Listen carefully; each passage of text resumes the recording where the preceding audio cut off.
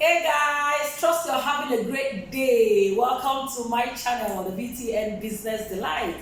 And if you're new here, once again, welcome. My name is Priska Chemeka, and if you haven't subscribed yet, what are you waiting for? Kindly hit on the subscribe button to get a notification each time we upload a new interview. This week, we're bringing you another explosive interview. Sit back, relax yourself while we unfold the details.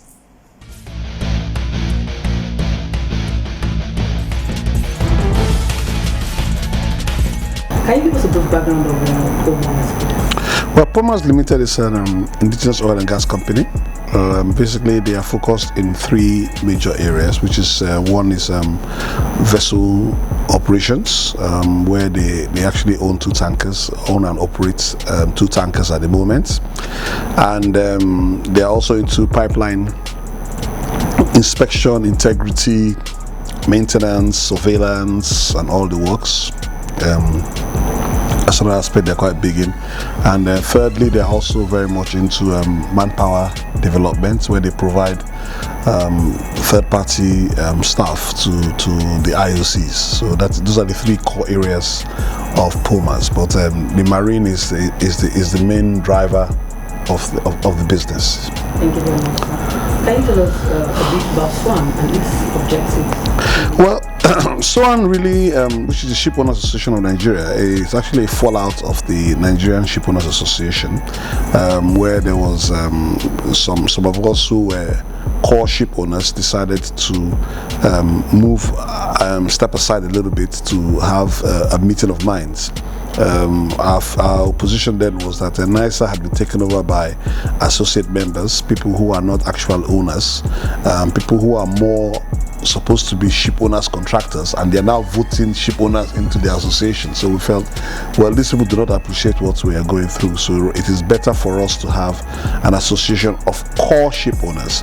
So NISA is an association of core ship owners. So if you do not own a vessel, if you own a vessel right now, you can be a member, and then once you don't have a vessel, of course, you are excused from the membership until you're able to come back into the business again. So that is what NISA SWAN is all about. Thank you very much for that response. Where do you hope to see this association in the next 5 to 10 years? Well, basically, I have traveled widely, and I've had quite a bit of friends, especially in the maritime sector, internationally, in Greece, in South Korea, even in Singapore, and those areas, and one has had time to interface with a lot of these ship owners, especially the ones in Greece. And when we look at those ship owners and the way they have progressed, basically their strength comes in their unity. And I believe strongly, and a lot of the ship owners coming out of Greece are making their business out of Nigeria. So I do not see why we as Nigerians cannot be core participants in the business of owning these vessels and actually doing what they needful, and then being strong players, not only in the indigenous market but also in the international market. Because to be very sincere, Nigeria as a country, we have the import cargoes and we have the export cargoes, and we also have the coastal cargoes as well. And as a big player in Africa, I don't see why we cannot be a hub to act as a player. So really, those are major opportunities for SWAN as an organization, and also for the progress and the benefit of the Nigerian economy. Thank you very much, sir, for that in-depth response. As a stakeholder in the industry, yes, how would you appraise development in the maritime industry? Well, I think the issue we have in the maritime industry per se, and continues to be my challenge, is the issue of professionalism. Unfortunately, you don't see the kind of mishaps that are happening in the sea as it happens in the air. So you have a situation where in the Civil Aviation Authority, or let's take the communication areas like in MTN, or if MTN or Glo are not getting a good communication, everybody screams, so they have the NCC is known, so they professionalize it. People are able to monitor the calls and whatever. Same thing in Nigerian Civil Aviation Authority, similar thing.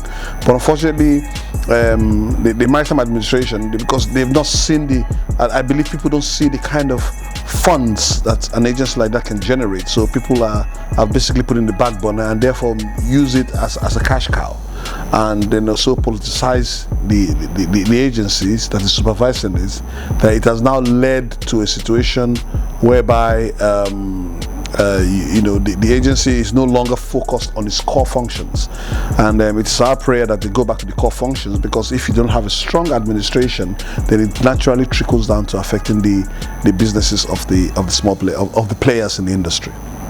Thank you, sir. How would you assess the operations of NIMASA?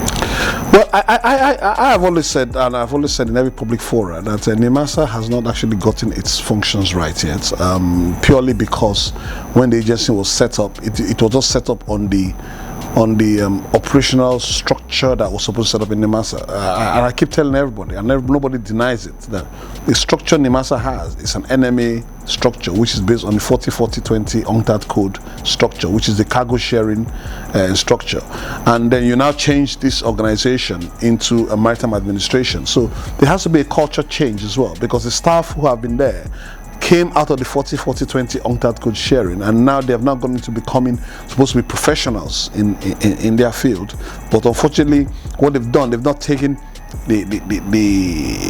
the study, the documents that led to the creation of NIMASA, and they need to do that so that they can restructure the place. And I believe that is being worked on now, so that NIMASA can function on this core industry. So people have their clear-cut job description, clear-cut organogram, clear-cut nomenclatures, and then also people can actually clearly have a career path. With that, you can develop yourself, and it's good for the industry, and it's good for everybody that plays in it. Thank you, sir, for that wonderful response. How would you score the Nigerian Shippers Council? Well, Nigerian Shippers Council, we have to look at it as an organization. We have to look at where they were and what they are now. Where they were, yes, they try to protect the freights and everything. Shippers Council in all other countries are not a government organization. So how would you score the Nigerian Shippers Council? Well, the Nigerian Shippers Council, normally the Shippers Council of other countries are based on associations of freight forwarders and everybody else. So they try to determine the freight rates and try to protect the end users so that the international shipping companies do not take advantage of them. But now, with what has transpired now, Nigerian Shippers Council is now, which interestingly, part of the National Transport Commission bill was to create an economic regulator. So what they've basically done now is, rather than trying to create a new agency, they've basically taken the issue of economic regulator and handed it over to Nigerian Shippers Council, and it's quite interesting. I mean, Hassan Bello, who's the secretary, executive secretary, will remember quite clearly. I mean, I remember one day I was at the then Attorney General of the Federation's office, and sitting down with him, and then Hassan came in. Then he was still the legal advisor, and then I think Adoke was then the chairman of the group to put up the white paper. And Hassan came in that day. I'm sure he remembers quite clearly. And I said, Hassan, what are you doing there? He said, oh, he came to present the paper on, so that they don't scrap Shippers Council in front of him. I said, no. I said, so then on the spot, and I was not able to educate Adoke, Bello Adoke, on the need for Nigerian Shippers Council to be an economic regulator based on this. It was not planned. I just went there for something else, and then he walked in, and then it's quite interesting. I'm quite happy that at the end of the day, government finally decided to make them the economic regulator. It's good for the country, because the issue of freight rate, which they still handle, the role they did with Shippers Council, they're still handling. But in addition to that, they're now handling things like the concession of the ports and all kinds of other things. I mean, I don't know much in details of what the roles are, but that we have an economic regulator is very important to the whole industry, so that NPA does not also overcharge us for demorages and for storage and all kinds of stuff. So it's a good move for the industry and for the nation itself. Thank you very much, sir. Can you tell us a bit about Cabotage Act law? Well, I wish if you had been at the conference yesterday, yesterday and the day before, the Maritime Stakeholders Conference, which was hosted by the Honourable Minister of Transportation at the Oriental. My position has always been clear. The Cabotage Act, there's nothing wrong with it. I only have one little section wrong, which we tried to amend a little while ago. I have no problem with the Cabotage Act. The challenge I face with the Cabotage Act is the implementation and the enforcement of the rules that are therein. And also one of the challenges of which I've made quite clear I have is that, one needs to better educate some of the minister as well, because some of the powers the ministers have, they are quite tremendous, and he needs to understand the kind of powers he has. Many times people shy away from the fact that they do not want to shut down the industry, but we need to have a rude shock for us to work. The Cabotage Act has been operational since 2007 or 2003. That's how that's when they passed the Cabotage. We are now in 2016, and it has not been implemented. And one cannot begin to imagine the kind of losses which Nigeria has experienced. Now, if you begin to implement the law, one thing I know about IOCs and the big companies, they obey the law. Now, if you're able to put the law before them, they will obey it. And my own challenge now is that the Honourable Minister needs to decide that these are the laws by virtue of the Merchant Shipping Act, the NEMASA Act, the Cabotage Act. These are the laws. These laws need to be obeyed. Now, you guys are better fall in line, or else I'm going to come after you. Now, somebody needs to have the political will, and I'm hoping and I'm believing that the President Minister, Right Honourable Chibike Amechi, will have that kind of political will to actually enforce it. But as far as I'm concerned, the act is good. It's good for Nigeria, and they talk about the issue of capacity. If you don't enforce, capacity will not come. Capacity cannot come before enforcement. It is when you enforce that those who you are enforcing against will realize that, oh my God, I need you to do this job. And then thereafter they will come. Then capacity grows. But if you come with capacity and then you buy a vessel and you come in, if the guy is not enforcing, the guy will still be using the foreign vessel and you are going to run bankrupt. But once you know that quite clearly that this guy is enforcing and my vessel is going to come in, which means I'm going to generate the cash flow, I'm going to make money for my business, there's no way that you can fail. So please, we need to know which comes first, the chicken or the egg. And as far as I'm concerned, enforcement comes before capacity. Enforcement will naturally build capacity. Thank you very much, sir. What would you say are the opportunities?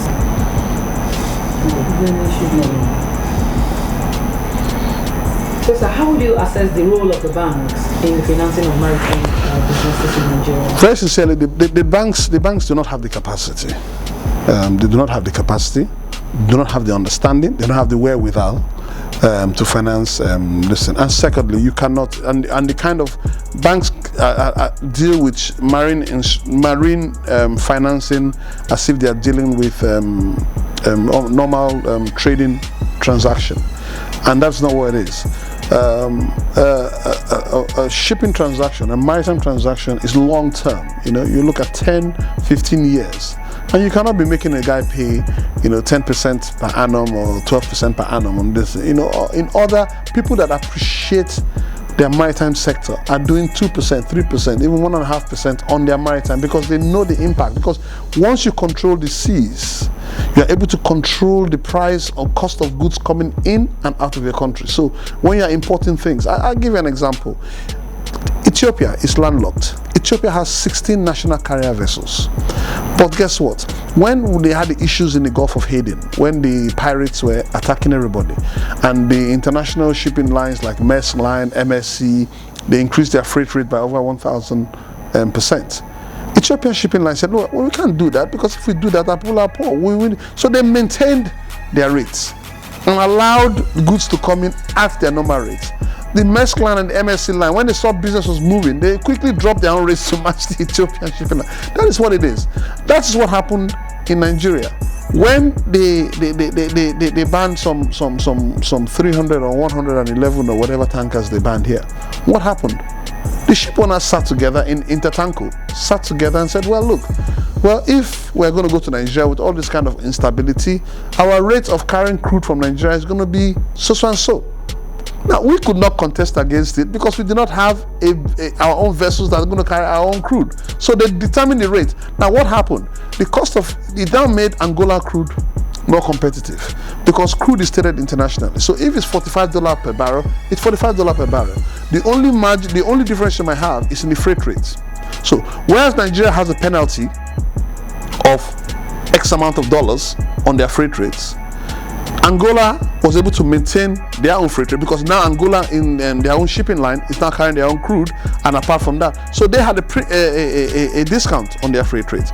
So on the basis of that, it now made Nigerian crude more expensive, so uncompetitive. Because the transportation makes up 60% of every crude that comes out of the ground. The logistics makes up 60% of the crude that comes out of the ground. So the challenge we are facing on that basis is that if we do not sit down and begin to develop our own sector, then somebody's going to sit in London, even the insurance company in London, the shipbrokers are in London. Somebody's going to sit there and say, well, I don't like the face of Nigeria today, or I don't like the face of President Buhari today, and I'm going to mess him up. So what I'm going to do, I'm going to increase the insurance rates, the P&I rates for cargoes going to Nigeria. Immediately that's an inflation in Nigeria. And when people start rioting on the street, they don't realize that so one man has sat in his office to determine exactly what is going to happen in Nigeria. Until we begin to take charge of our economy, take charge of our insurance, take charge of our shipping, take charge of our own businesses. We have the numbers, we have the economic wherewithal. We're the biggest economy in Africa, for crying out loud. So why can't we do it? And I don't think we cannot do it. Why are people sending their kids abroad to learn and coming back to Nigeria to become bank workers? We have the brains to do this stuff. So it is not rocket science. Because the same school that those guys are doing in the UK that I went to, is the same school that many Nigerians are going. Why are many Nigerians working in better places in abroad than they are coming back to Nigeria? So I think it is time for us to begin to get our people in diaspora. We will talk to them, encourage them, and make them believe in Nigeria. And don't stigmatize a person for the fact that he's a chap, he's brainy. That's what we're having. You know what we have in Nigeria now? Leaders who don't understand and are envious of the guys who understand. They see anybody who has a brain as a challenge. That is the truth about Nigeria. Thank you very much, sir, for that response. Nigeria accounts for 2% of the world's ship ownership. What do you think? 2%? Do we have that much? That is really quite high. I'm quite surprised that you have that kind of figure. Because Intertanko has 3,000 tankers as members, which is owned by not more than 300 people, and there's still Nigerian in Intertanko. That's the tanker business. Now, when you talk about the offshore business, you cannot tell me with the amount of offshore supply vessels, if you look at what we have, we cannot have more than 300. And I can assure you that, you know, Nigeria, it cannot be 2%. It's not possible. So what are the challenges and how can you be addressed? First of all, charity begins at home. Let cabotage work. Let's develop ourselves locally. Then when we begin locally, Africa is one of the largest economies. Once we're able to get ourselves strong, we can push to regional areas. From regional areas, we can now go international areas. That is how regional areas to now the continental area. That is why, I'm president of the African Shipowners Association. And what are we trying to do? I said, look, we have realized that majority of the raw material being used in the so-called first world countries are coming from Africa. Africa is bigger than China. So what they're trying to do now is, how do we bring a one Africa economy? We're now shipping so much. In South Africa, they're moving out gold, they're moving diamonds, and in other places they're moving iron ore, they're moving bauxite. You know, we're moving crude oil, we're moving gas. You know, we are the ones shipping these things out. And guess what? They take it to there, put it in their own factory plants, and bring it back to us. They take it out in their ships and bring it back in their ships. And we are saying, no. And even the ones that move within our Africa is being moved by their own ships. So we have no control over the movement of cargo within Africa. So we said, no, come on, this is not fair. Can we just sit down and see, let us at least take, even if it's 10% of this market, it's not fair. Let us take a little percentage of this market and begin to move good. Where we're looking at an African cabotage, where we can say, okay, each region, let's take Western Central Africa. Let's create a hub in Western Central Africa, looking at Nigeria, Ghana, all the way across down to Cameroon, all the way down to Equatorial Guinea, to DRC, those areas, the Gulf of Guinea, and those areas. We say, okay, let's take that as a hub. Let's pick one port and create a hub. In creating that port, so we say, okay, if, for instance, you are bringing in now they now have tanker container vessels that can bring in 17,000 TEUs. So we're saying, no more port hopping anymore. Because when Maersk are coming, Maersk stops at Accra, Cotonou, Lomé, Lagos, Douala. We say, no. You are taking our West African trade business from us. So bring all your containers to one location. Then we, the Africans, or in the Western Central African region, will now take those cargoes and distribute them, and then bring the empties back to that location, and you just pick up your cargo and go. If that happens, it's an economy of scale to them, because that should naturally drop the cost of freight, because they're moving from A to B, discharge, and they're gone, rather than moving from area to area to area, which takes a lot. That is what we're trying to do. Now, you create that region. Southern and Eastern Africa will have their own region. Northern Africa will have their own region. So then when those regions are working, then you now have oversupply in another region. The expectation that the oversupply from Western Central, if we do have, will go and support West Southern or Eastern Africa and help. So that is how we're saying, from region, we move from national, which is Nigeria, we move to, if we have an excess capacity, we move to regional, which covers Ghana, Cameroon, and everything else. Then when we finish on that, if we now have excess capacity, we can now go and help them in Angola or Southern Africa, or we'll now go to the other side, the Horn of Africa, which is Kenya. And all. So that is how we are hoping that is the African target, which is the use of the Blue Sea within 2053. I think that's the target we have for that. So that is what we're trying to look at on that basis. Thank you, sir. So when will ships be built in Nigeria? Well, you see, like I said, you cannot just wake up and say ship will build Nigeria. We can start small, but my thinking is this. By virtue of the requirements of the IMO, all vessels are required to go for their statutory dry docking checks every 2 years, which means that at every 2 years a vessel must go into dry dock, raised up, the bottom done, swept, clean, change the anodes, fix the engine, the surveyor comes, clears it before she goes back. That's majority tankers, by virtue of IMO. Now, if you don't have those vessels, nobody is going to build a shipyard or dry docking facilities. So my take is this: first of all, let us begin to acquire the assets. I can tell you, it's like you're buying your car now. Yeah? You have your car. Because remember, before, Ford was not in Nigeria. But Ford is now in Nigeria. But guess what? There's now Ford repair shop everywhere, not so, because Ford car is now here. Ford spare parts is now here. It is when the cars came that the repair yards came. You understand what I'm saying? It is when we start buying the ships that the repair facilities will come. Now, when the repair facilities have now come, it is repair facilities that will train the manpower to begin to do the building. Are you seeing how it works? So you cannot just wake up and put one. Well, a ship is not. You can't put one man that does not do the aerodynamics of the ship. Just launch the thing. You just follow you and go down to the bottom immediately. So we are not ready for that. We need to go through a process. It's like a baby learning to crawl, to walk, to run. Buy the ships. The shipyards will come. The repair yards will come. Based on the repair yards, we build up our manpower. The manpower begin to lay the keels. They will begin to build speedboats, supply boats. Slowly by slowly, they will get to where they want to build a tanker. It cannot happen overnight. You must have a minimum to 10 to 15. It might be after my lifetime, but you must have a plan, and the plan must start from now.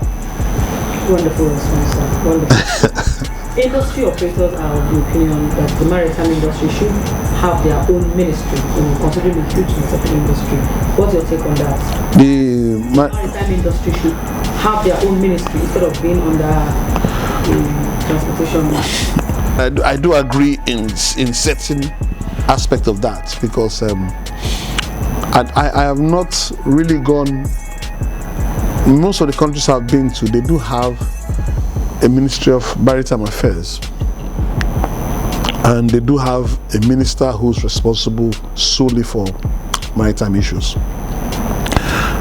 Why I say this is that 90 to 95% of all cargoes moved worldwide is moved by sea, and you must take charge of your blue sea responsibilities. And then that goes to back that you need to put somebody who understands the maritime. So yes, I will concur to that. Right now you have a Ministry of Transportation, where you have a minister who's in charge of rails, maritime, most especially the rails and maritime. Now everybody's excited about rails, so it has not given our maritime the focus, and we're not happy about it, but he's trying to at least give us some kind of attention, if not for our own internal bickerings. But that is what it should be, and I do agree that yes, it should be a standalone ministry, because that it really is core. I mean, you look at Nigerian Ports Authority, and you know the level of cargo, everything that comes in, all the crude oil we have is by sea. All the gas, LNG owns right now, I don't know how many, last time I checked was 24 vessels. That's big. We're moving, now it's 1.4 million, we're moving 2.4 million barrels of crude oil per day. Not a drop of that is carried on Nigerian vessels. Even the LNG we're screaming about, LNG vessels are registered in Bahamas, not even in Nigeria, by Bonny Gas Transport Company. So it's not even domiciled here. They are the ones getting the money, tax haven. These are the arguments we're having. We need to begin to, yes, and I do understand their problem. It's an international business, and the problem is that because Nigeria has not gotten act, like I talked about NIMASA, and we're not doing our port and flag state responsibility properly. If LNG vessels flag Nigerian flag, the moment it goes to any port, because they know that we have a corrupt tendency and we overlook so many things, they will arrest the vessel. And I understand that. And you cannot arrest the LNG vessel for one day. The vessel has to move. So you have to look at the commercial side and the sentimental side. But I try as much as possible to like my nationalistic side, but let's do the right thing. Once the right thing is being done, then we can look at the aspect. Nobody wants to lose money because he wants to be a nationalistic person, and I will not support that. Thank you very much, sir, for that wonderful response. How can we reduce the perennial gridlock on the access roads to and fro the port? It's very simple. If they want to hear, they will learn. If they want to learn, they will learn. And we to reduce it. I have the solution. My solution, that's my own thoughts about my solution. My solution is very simple: is that it's a bottleneck. Lagos cannot take the stress of the level of cargoes coming into Nigeria. You cannot be bringing everything into Nigeria for 120 million people into one location. Hence, there was a cabotage. My thinking quite clearly is this. My thought is very simple. Nigerian Shippers Council should set up more ICDs. You know what ICDs are? Inland container depots. And then based on that, work with the shipping companies and the cargo owners for what they call throughput bill of lading. What that means is this: if I'm going to buy a cargo from China, my destination will not be Lagos. It will be, say, okay, I'll give you an example. Let's say build an ICD at Ogwashuku or Zoro in Ole or something like that, in Isoko. Okay, and then more preferably in Ogwashuku. And what you do is this: you say, well, I'm shipping my container. I'm at Onitsha market.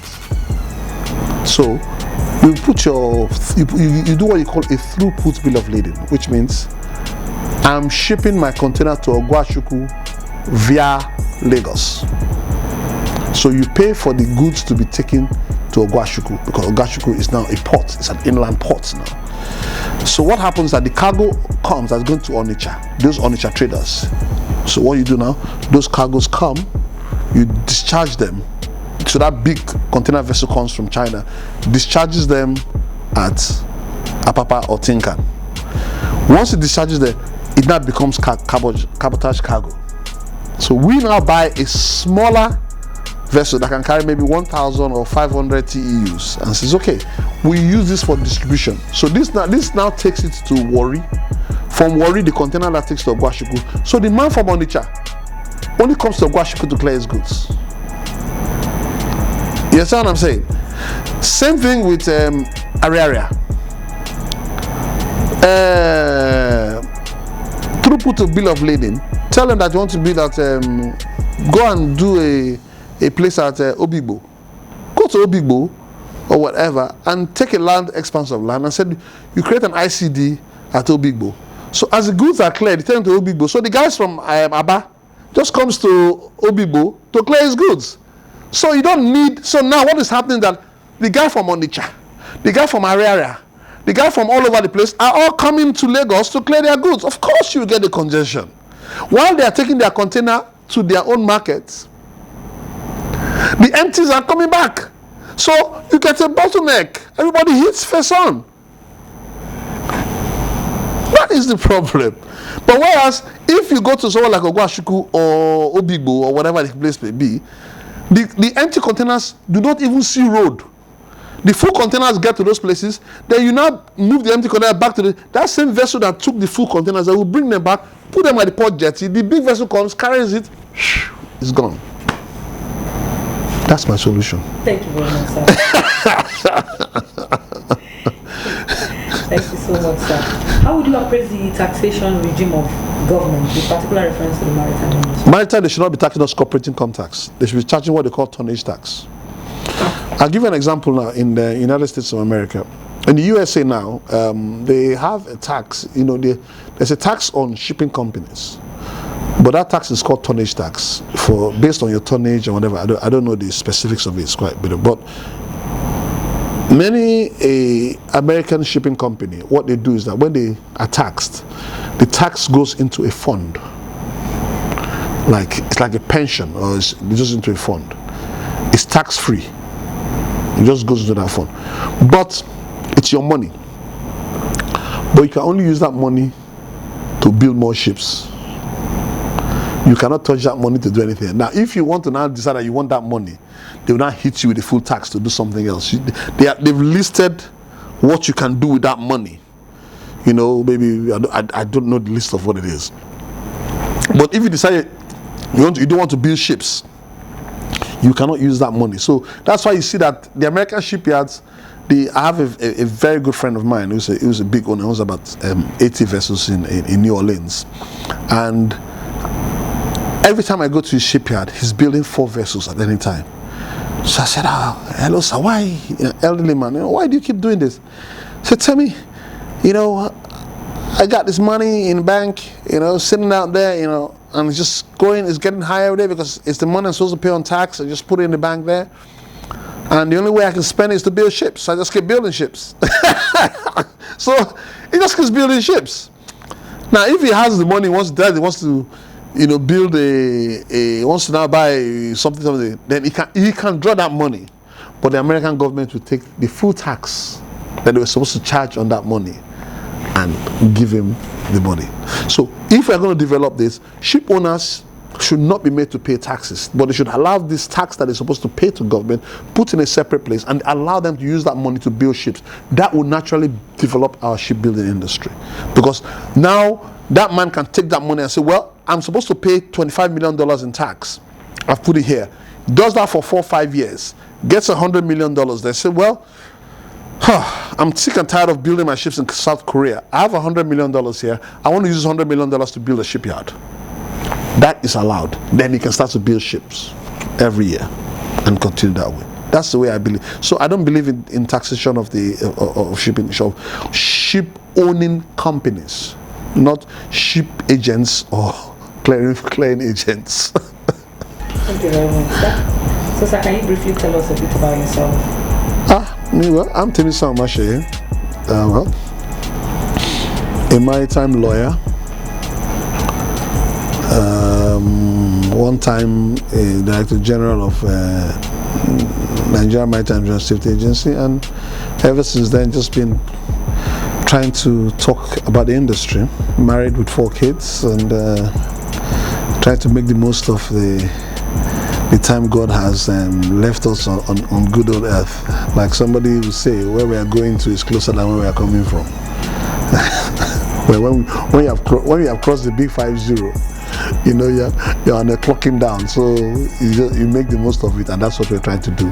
And where I am now is I've come to. I was saying to somebody the other day that you know, if I'm not a billionaire now, I don't think I want to be a billionaire anymore, because you know, money has a way of, you know, making you do things you're not supposed to do. All of a sudden, if some big money come, the things that you didn't think were important will suddenly become important. You know, you that don't drink champagne, you'll be drinking champagne. You'll be drinking this, and habits you didn't do, you start doing it. And that will shorten your lifestyle. So where I am now is that I think let me just cruise, so that, you know, the time will come when I can enjoy my grandchildren, not with walking stick. At least I can be free. When they jump one chair, I'll jump the other chair with them. So that's it. So life is just one at a time, and we're just enjoying making the most of what we can out of the situation we find ourselves, and just believe God that by His grace we shall overcome it all.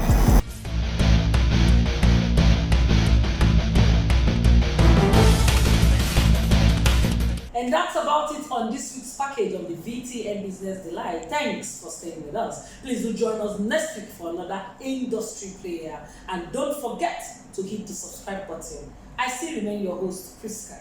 Bye for now.